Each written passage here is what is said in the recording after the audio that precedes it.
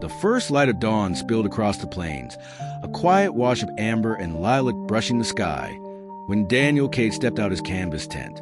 A seasoned wildlife ranger stationed deep in Kenya's Tsavo region, he moved with the ease of a man long shaped by the land, boots crunching over brittle earth, the air heavy with heat dust and the ghost of rain long past. He paused at the ridge. The landscape unfolded before him, endless and dry, speckled with lone acacia trees and termite towers casting long morning shadows. No visible movement, no sound beyond a few distant bird calls and the wind rustling through scorched grass. But something pulled at him.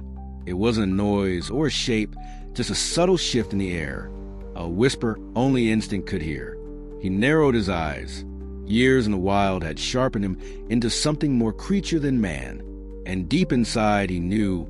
He slung a medical satchel over his shoulder, secured his rifle, unloaded, and kicked up dust as he revved the old motorbike. His destination, the eastern escarpment, where vultures had circled for 2 straight days without landing. Not a good sign, not a body, but something close. The journey was fast and rough. Wind tore at his face as the land blurred past, each bump rattling through him until the bike skidded to a halt at the base of a shallow gorge. He stepped off and moved silently on foot, scanning the ground, the rocks, the brush. And then he saw her, tucked in the thin shadow of a fractured boulder. A lioness lay motionless, her once powerful body now a fragile frame of skin and bones. Her fur, matted, streaked with old blood, clung to her like memory. One leg was grotesquely swollen and twisted, a deep wound caked in dirt and flies. Her ribs jutted like driftwood. She wasn't asleep. She was fading, yet her eyes opened, golden, steady, unblinking. Even now, exhausted, broken, dying, she held his gaze with defiance. No growl, no snarl, just silent calculation. He wasn't prey. Not yet. Not unless he proved himself. Daniel dropped to one knee, keeping distance, his hands open, calm. His posture spoke a language older than speech. I'm not here to harm you. He studied her leg. A snare, thin wire had cut deep. Likely a poacher's trap, she fought until it snapped. Infection had bloomed. Her paw was nearly severed, the flesh blackened. She'd likely dragged herself here to die, but she hadn't. Not yet. I see you, he murmured, voice low. I'm going to try. He unpacked his kit and worked with gentle urgency.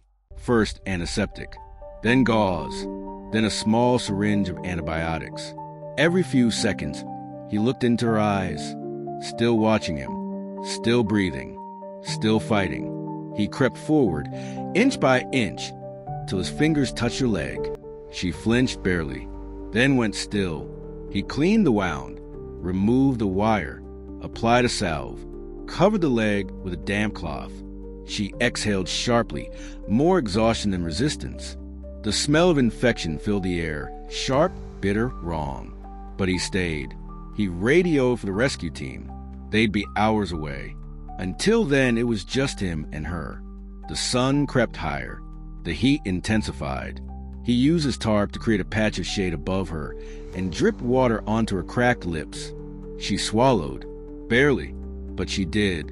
You're stronger than you look, he said softly, and he stayed. Swatting flies, reapplying balm, talking. Not because she understood, but because in this fragile silence, words became something else. Presence, connection. He thought of his daughter, Ava. She used to cradle injured birds in the garden, whispering lullabies as they trembled in her palms. Ava, now grown and living far from here, had once asked why he cared so much for broken things. This was why. Hours passed. The lioness drifted in and out of sleep. Her pulse fluttered beneath the skin. Daniel sat beside her cross-legged, sunburned and silent, one hand resting lightly on the earth. Then movement. She raised her head, just an inch. Then another. She looked at him, not with fear, not with anger, just acknowledgement. He smiled faintly, lips dry and cracked. There you are. By the time the veterinary team arrived, the day had grown long and the light harsher. Dr. Mumbai, a lion specialist, froze when she saw the scene below. "She's alive," she whispered. Daniel didn't move. She waited. Together, they tranquilized the lioness and loaded her carefully onto a stretcher. Even sedated, her muscles twitched from tension, from pain, from the simple need to survive. Daniel walked beside her the whole way up the slope. As they eased her into the transport crate, he reached out, placing a calloused hand on her side, where her ribs rose and fell slowly. "You're going to make it," he told her. "I think you already decided that."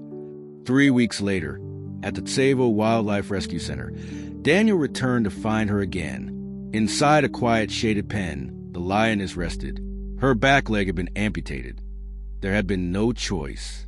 But her body had changed. She was no longer paper-thin. Her fur gleamed under the dappled light. Her breathing was strong. She stood as he approached, moving slowly but with pride. Balance returned to her frame, despite the missing limb. They had named her Safi, meaning pure in Swahili. But Daniel never called her that. To him, she wasn't a name. She was a presence, a spirit, a will to live made flesh. She turned her gaze toward him as he reached the fence. Eyes met once more, those same golden eyes. Not soft, not tame, but clear, unafraid. He raised his hand slowly in greeting. She didn't growl, didn't pace, just watched. A breath passed between them, unspoken, timeless. Not thanks, not recognition. Something deeper. Survival. Daniel turned, walking away, the dust rising behind him in small puffs. Behind him, the lioness stood alone, but no longer broken. Because sometimes the wild doesn't need saving. It just needs someone who refuses to leave. Someone who waits.